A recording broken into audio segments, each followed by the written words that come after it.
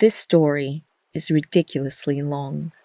It's not that exciting either, so only have a read if you're super bored. It all happened when I was in my third year of uni. Summer break was almost upon us, and myself and 4 other friends decided to plan a getaway to some beach for a few days. Someone suggested getting some part-time work at the beach, to which I agreed. 2 of my friends had some club activity and camping trip around the same time, so in the end, 3 of us decided to apply for a job together, while the other 2 planned to visit us where we were working sometime during the break. We hopped online and started looking. There were plenty of places that were happy to hire groups of friends together for the hot summer months, and we honed in on one Japanese-style hotel called the ryokan near the beach. We were looking forward to seeing all the cute girls. We called them to see if they were interested in hiring us, and they were. The conversation moved quickly, so we informed them that our 2 friends would be visiting us and asked to get a couple days off to hang out with them. "Sure, but you're gonna have to work extra hard on the other days then," the okami-san said, and everything was settled.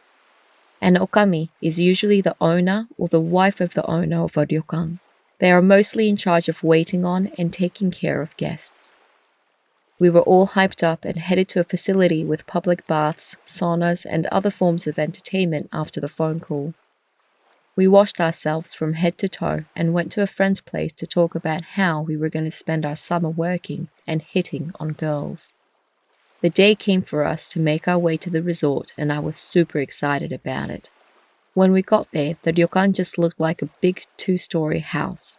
It would have been more fitting to call it a bed and breakfast. We called out from the entrance, and a cute young girl came out, and our excitement grew tenfold. There were 7 rooms in total, 4 guest rooms, a dining area, and 2 rooms for employees. She took us to the dining room and brought out some tea. She told us her name was Misaki and that she grew up in the area. The okami-san also walked in with her and introduced herself as Makiko. She seemed like a super nice person, and if she was a tad bit younger, I might have fallen in love with her. Her husband was around somewhere, and including him, the 6 of us were to take care of the place. We sat for a bit getting to know each other, and then Makiko told us where all the rooms were. They were all on the 1st floor. She told us to go relax for a bit, and that she'd explain everything else after we got our things organized. This was when one of my friends, Tomoaki, asked, "Aren't the guest bedrooms upstairs?" "Oh no, we're not using the 2nd floor anymore," Makiko replied. We just figured they were going to open it up once they got busier and didn't think anything of it. We walked to our room and set our things down. I looked out the window at the beautiful nature and felt really relaxed. It might get busy in the coming days, but I felt lucky to be able to spend my entire summer in a place like this, not to mention the potential hookups with some sexy beachgoers. Our job wasn't super difficult, but it wasn't easy either. There were a few minor hiccups, but everyone at the workplace was real helpful, so it wasn't stressful at all. The first week went by quickly. The 3 of us were hanging out when Tomoaki said, "We found a really good place, didn't we?" To which my other friend, Kai, said, "Yeah, and they pay pretty well too." I was agreeing with them both, but mentioned that we'll probably become a lot busier since the high season was going to start soon. "I wonder if they're going to open up the 2nd floor when it does," Tomoaki said. "I don't think so. I think Makiko lives up on the 2nd floor," replied Kai. Tomoaki and I both looked at him and said, "Really?" Kai admitted he wasn't sure, but that he saw Makiko taking food upstairs on several occasions. Neither myself nor Tomoaki had ever noticed, but Kai was in charge of sweeping the ground outside the entrance in the late afternoons, and he would see her taking trays of food up to the 2nd floor. A few days later, I was cleaning the hallway when I saw her. I saw Makiko coming out of one of the guest bedrooms. Misaki is usually the one in charge of cleaning all the rooms, so I noticed straight away. It immediately made me wonder what she was doing in there. At the end of the day, I told Kai and Tomoaki about what I saw, and to my surprise, Tomoaki had also seen her coming out of one of the guest rooms before. He hadn't told us because he didn't want to accuse her of doing anything untoward without any proof. Besides, she might have had a legitimate reason to be in there.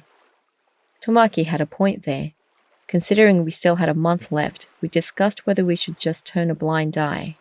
But we were young uni kids, and our curiosity got the better of us. Kai suggested we follow Makiko, but the ryokan was way too small for that. She would notice us straight away.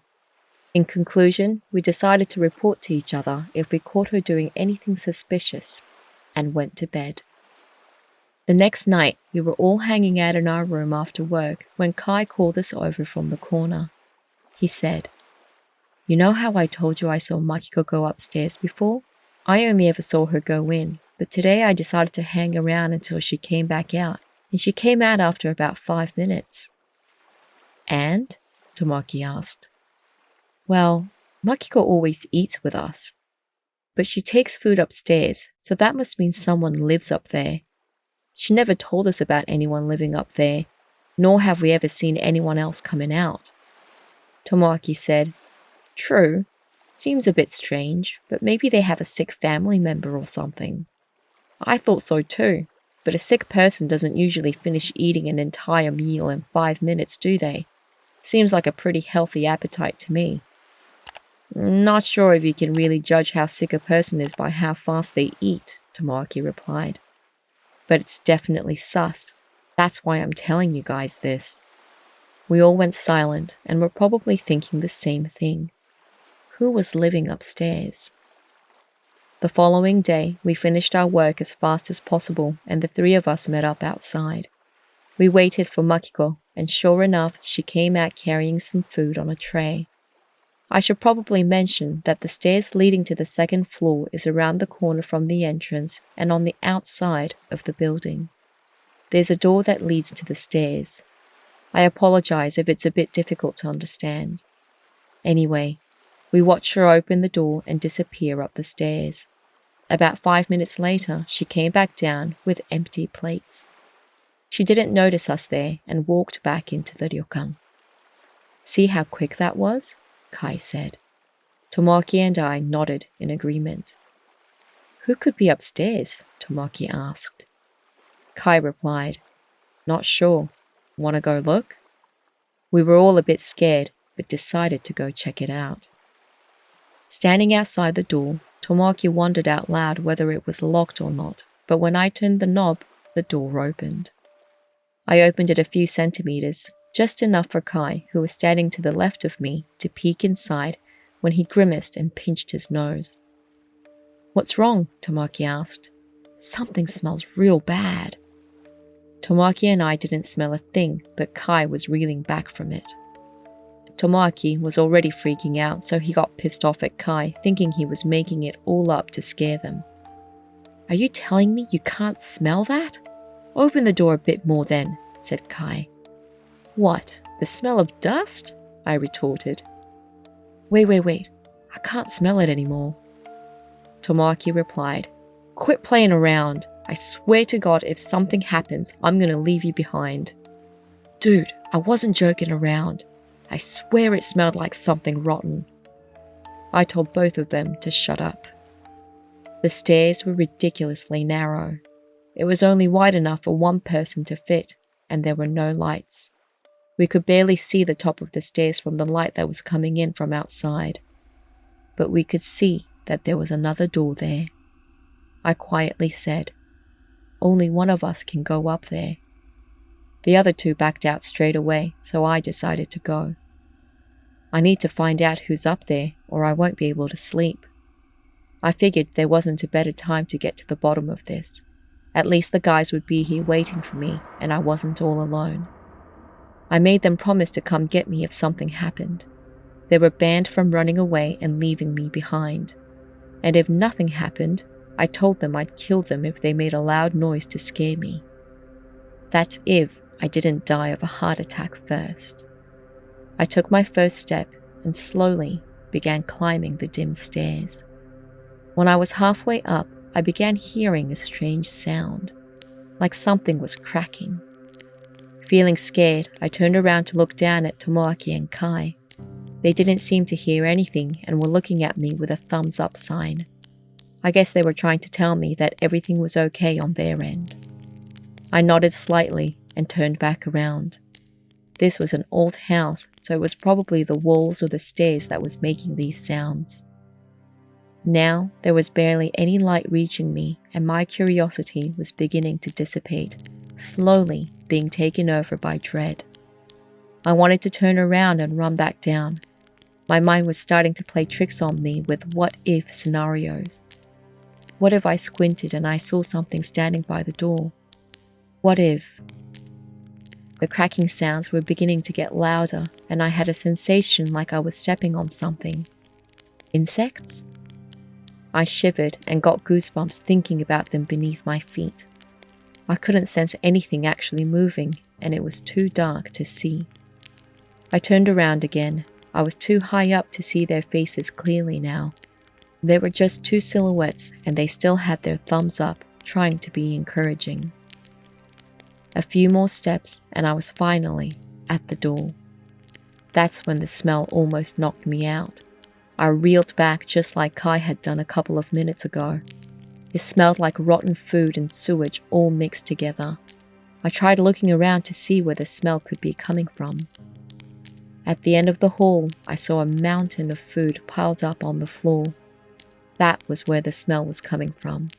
And I don't know how I didn't realize it earlier, but it was covered with hundreds of flies. Then I noticed something else. There was a bunch of plywood hammered into the door and dozens of ofuda stuck on them. In Shinto and Buddhism in Japan, an ofuda is a talisman made out of various materials such as paper, wood, cloth, or metal. Certain kinds of ofuda are intended for a specific purpose, such as the protection against calamity or misfortune, safety within the home, or even to find love. They may be kept on one's person or placed on other areas of the home, such as gates, doorways, kitchens, or ceilings. In this story, they were obviously used to keep something trapped inside the room on the second floor. The nails that were hammered into the plywood were done haphazardly and were jutting out at all angles. There were thin ropes tied around all of them, making it look like a giant spider web. Now, this was the first time I saw an ofuda in my life, so I can't say for sure that those pieces of paper were that. But I doubt they were stickers. It clearly looked like someone was trying to keep something in that room. At this moment, I knew I'd made a huge mistake to come up here. I turned around, and just as I was about to go down the stairs, I heard it. A scratching noise coming from behind me and from the other side of the door. And then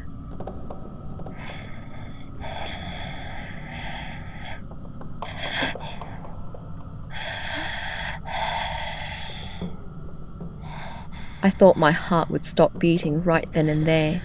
Was someone really inside that room? Who was it?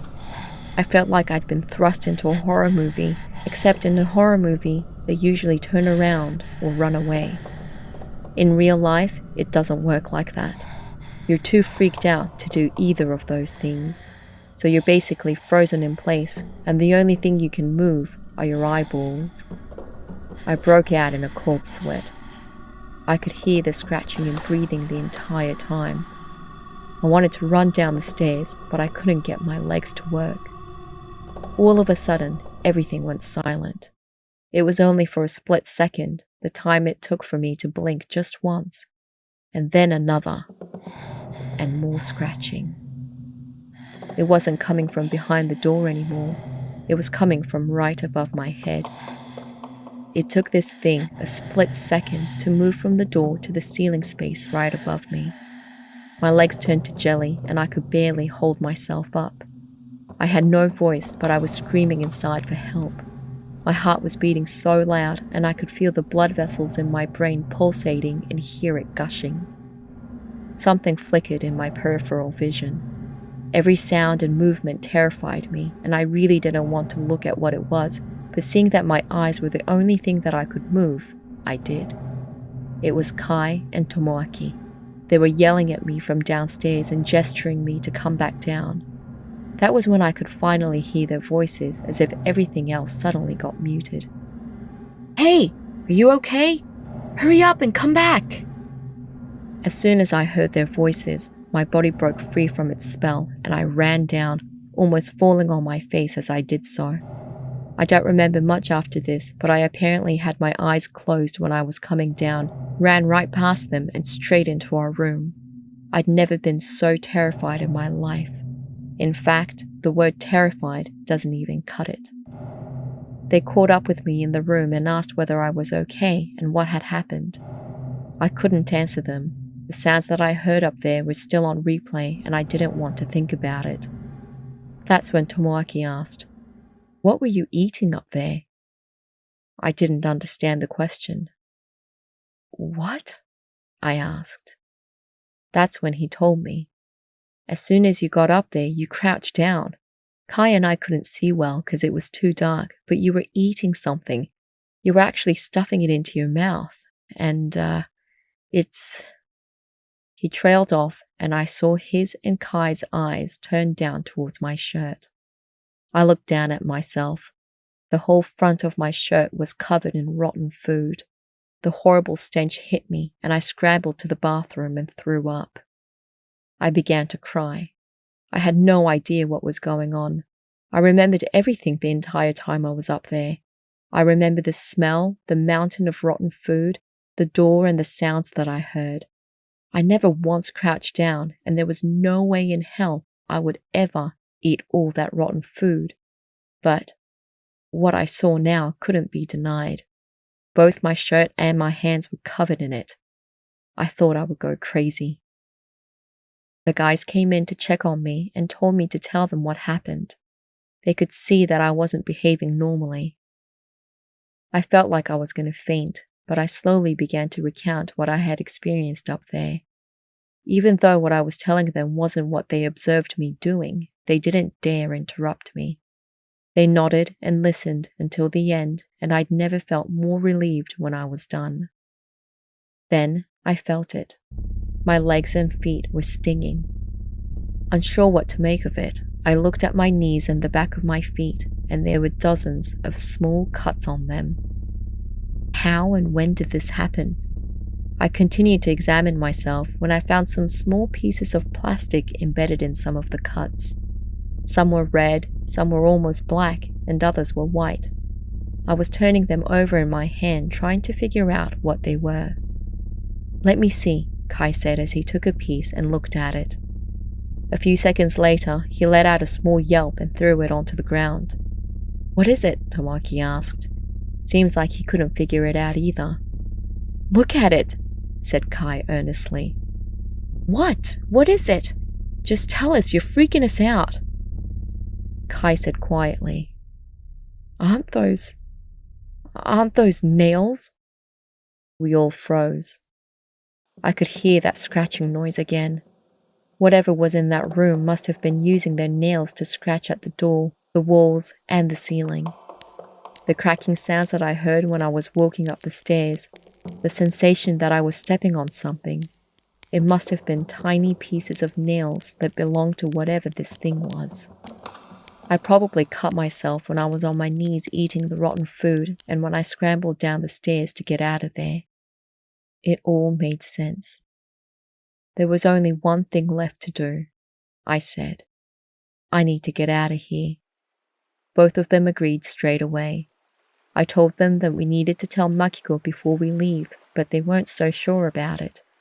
They stated that even though she had taken care of us until now, we'd seen her go up there with our own eyes. She was taking an active part in keeping that thing up there, and Tomoaki and Kai were afraid of how she might react if we told them what we had done. I cut them off and told them we weren't going to tell her that I went upstairs. We were just going to tell her that we wanted to quit. Plain and simple. That night, we packed our things and got into the futon. We were all freaked out and tried to sleep, squeezed next to each other like a tin of sardines. None of us slept a wink, and morning came. I think we were all awake, but no one spoke when the alarm bell suddenly went off and I felt Kai flinch at the sound. He's a really kind and sensitive guy, and when we turned the lights off the previous night, he said to me, "Hey, I'm sorry. I'm sure you experienced something so much more terrifying than I did. I'm sorry I didn't go help you." I felt my eyelids get hot in the dark. He was such a great friend.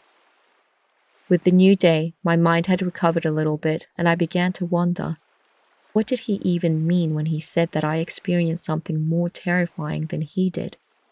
I was the only one up on the second floor, and him and Tomoaki were outside just watching me. Maybe I scared him to death when I almost came tumbling down the stairs. That must be it. I think I was starting to overthink a bit too much, so I really wanted to get out of there as quickly as possible. I wanted to go home and enjoy the rest of my summer with my friends. But something was up with Kai. He was reacting like a scared dog to every sound we made, and he kept staring at the cuts on my legs. Tomoaki noticed too and walked over to him and, grabbing his shoulder, said, "Hey, you okay? You go crazy because you didn't get enough sleep or what?" "Shut up!" Kai yelled and swatted Tomoaki's hand away with such force that we both fell silent in shock. "There's no way I'm okay. We're both going through hell. You have no idea what's going on, so quit pretending like you do," Kai yelled, referring to him and I going through hell. I didn't understand anything. Kai was going through hell too? There was obviously something more going on than him just being scared with my story. The two of them were especially close. Tomoaki would often play pranks on him, and Kai would let him. I'd never seen Kai raise his voice towards Tomoaki, and judging from his shocked face, I don't think he'd ever experienced it either. I finally asked him, "What do you mean, Kai? You were downstairs the whole time." "Yeah, I was. I was watching you the whole time." He looked down and went quiet for a bit before whispering, "It's still looking." What the hell was he saying? I honestly thought he'd gone crazy. Maybe he got possessed by whatever was up there. Kai started talking. His voice was shaky. "Yes, I was downstairs, but I was looking the whole time." "At me going up the stairs?" I asked. "No. Well, yeah, at first I was watching you, but once you got to the top, I started to see it." I said okay in a small voice. I didn't want to hear the rest, but the guys listened to me yesterday without interrupting, and they were there for me, so I wanted to do the same for Kai. I knew I had to hear him out and let him speak. "What did you see?" I asked. Kai fell silent again for a bit before saying, I think it was a shadow. At first I thought it was your shadow. But when you crouched down and started eating all that food, the shadow was moving the entire time. Your actual shadow got smaller as you got lower, and Tomoaki and my shadows were obviously where they were supposed to be. But there was something else moving around up there. Not just one. I think there were 3, maybe 4 of them." I got goosebumps all over my body. I hoped to God he was lying, but even as those thoughts crossed my mind, I knew he wasn't. I could tell by his face, his voice, his everything. In fact, he would have probably punched me if I voiced my doubts. That's how serious he was. I was alone up there. There wasn't even enough space for 4 or 5 people to move around, I said quietly. "I know, but they weren't people. You know that, right? And besides, no human could do what I saw," Kai replied. "What do you mean?" I asked. They were all hanging off the walls, like spiders. They were hanging off the walls and the ceiling, and they were just moving around. And Kai was reliving what he saw the day before, and he started to breathe hard.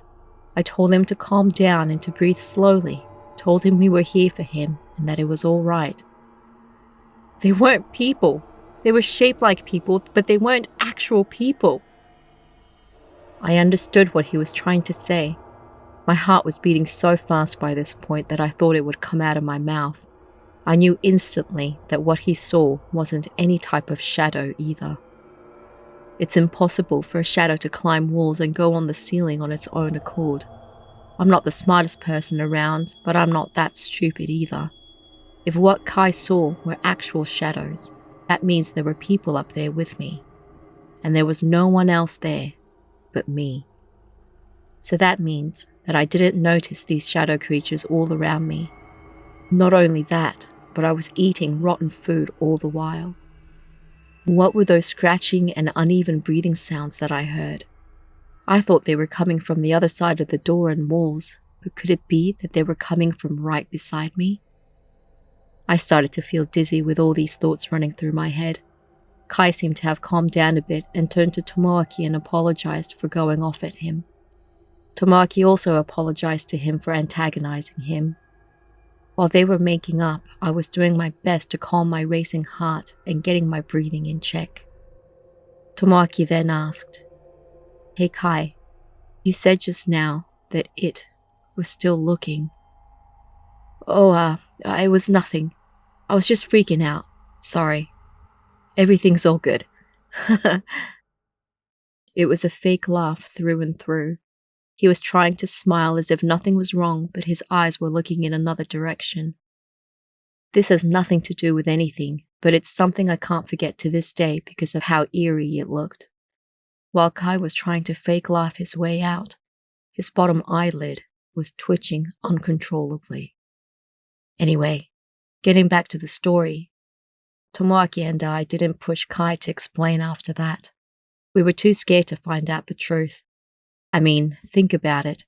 He just told us all these terrible things that he witnessed yesterday, and yet he refused to tell us what he was seeing right at that moment. It had to be 1,000,000 times scarier. So yeah, you might think we're cowards, but I might have gone insane and my heart might have literally blown into pieces if he told us any more. We all sat there unsure of how to proceed when we heard Misaki calling out for us from the hallway. Breakfast was ready. We didn't notice that a couple of hours had already gone by since we woke up. None of us had an appetite, but I didn't want to raise any red flags, so after I slowly got to my feet, I said to the guys, "Let's quickly eat and then tell them we're quitting." Tomoaki agreed, but Kai refused. Instead, he asked Tomoaki if he could borrow his laptop. He wanted to research something urgently and told us to go eat because we didn't have much time. We said okay and told him we'd bring back some rice balls for him. Thinking back now, we were wrong on so many levels to eat breakfast on the day we were going to quit.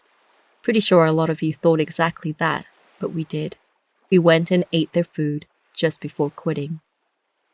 When we entered the dining room, Makiko looked at us, then at my legs, and said with a beautiful smile across her face, "Good morning, boys. Did you sleep well?" It was the first time she had asked that question. Considering what happened the day before, we couldn't help but feel extremely uncomfortable and creeped out. I couldn't speak because she caught me so off guard, but Tomoaki quickly replied and said everything was great and apologized for being late. He smacked me in the ass, which brought me around. I told them Kai was feeling sick and asked Misaki if she could make some rice balls for him. She agreed and suggested that Kai should stay in bed today. We didn't reply because we couldn't exactly tell her that that was unnecessary because we were going to quit right after. Makiko was smiling and looking at me throughout breakfast. It was a repetition of, eat a couple of bites, then look at me for a fair while, back to a bite or two, then to me. Misaki and her husband must have noticed because I caught them looking up at her periodically. Wanting to get out of this tremendously awkward situation, we quickly ate our food, excused ourselves, and went to get Kai so we could notify Makiko of our decision. As we were approaching our room, we heard Kai's voice. He was on the phone with someone, and we didn't want to interrupt, so we waited quietly until he hung up. Kai ended the conversation by telling whoever it was that it had to be done today and that he would be there. I guess he made plans to go somewhere after we left the ryokan. We didn't want to pry, so we didn't ask him anything, and the three of us headed back to the dining room. Misaki was tidying up, and Makiko was nowhere to be seen. I immediately wondered whether she was up there. I had a flashback of her carrying a tray of food and disappearing up the stairs. She probably put it in the same place each time, and after repeating that for days, the end result was that huge mountain of rotten food. What could be the motivation for all of this? I told myself to stop thinking about it. Today was our last day here. We were getting out of this place and we would be able to forget any of this ever happened. I was going to force myself to forget everything. Tomoaki asked where Makiko was. Misaki said she was probably outside watering the plants, but she'd be back shortly. Oh, Misaki, if none of this happened, how I would have loved to get with you, I thought. After a while, Makiko walked in, and when she saw the three of us sitting there, not working, she asked us what was wrong. I took the lead and spoke. We would like to speak to you for a moment, if that's all right. She sat down in front of us and asked us again what was wrong. I said, I know it's completely selfish of us, but we would like to stop working here as of today. Kai and Tomoaki didn't skip a beat as they both said please and bowed their heads down. Makiko's face didn't change as she sat there silently. It freaked me out. Nothing moved, not even her eyebrows. It was as if she knew what was coming. She finally chuckled and spoke. I see. All right. Well, I guess there's nothing I can do, is there?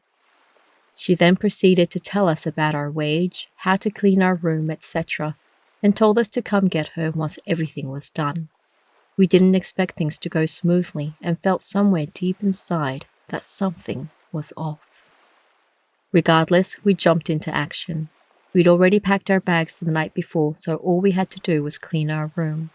Unless we were dog-tired from work, we went to the beach for a swim when we clocked off and only came back to sleep. Even though we were 3 males sharing a room, it was on the clean side, and after about an hour, everything was in order.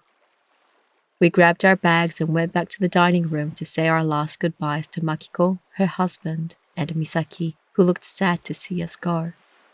We thanked them and apologized again for our abrupt decision to leave. Makiko came over to us, also thanking us for our service. She handed each of us a brown envelope which was quite heavy and a small cloth bag which was light. Misaki then came forward and gave all of us some rice balls for our trip home. It was such a sweet gesture that I had to look away to avoid from getting teary-eyed. You might think I'm emotionally unstable for getting sentimental a mere 12 hours or so after going through the scariest shit ever, but when you meet people who take really good care of you, it's really hard to say your final goodbyes. After all of that, we asked Misaki to call a taxi for us. We took a bus when we came here, but we were too tired and wanted to get home as quick as possible. Makiko's husband volunteered to drive us to the train station, but Kai politely declined. When the taxi arrived, they all came out to see us off. It might have looked like a sweet goodbye if you saw us all there, but in actuality, the 3 of us were literally in the midst of running away from this place. I turned around before I climbed in and caught a glimpse of the door that led to the 2nd floor. It looked like it was slightly open, and I quickly turned away. Once we were inside, we told the driver where to go, and it pulled away from the ryokan. When it disappeared from view, Kai took out a piece of paper and told the driver to take us to that new address instead. The driver said it was quite far and it wouldn't be cheap, but Kai assured him that it was all good. He turned around to Tomoki and I sitting in the back seat. There's somewhere I have to go, and you guys are coming with me, he said.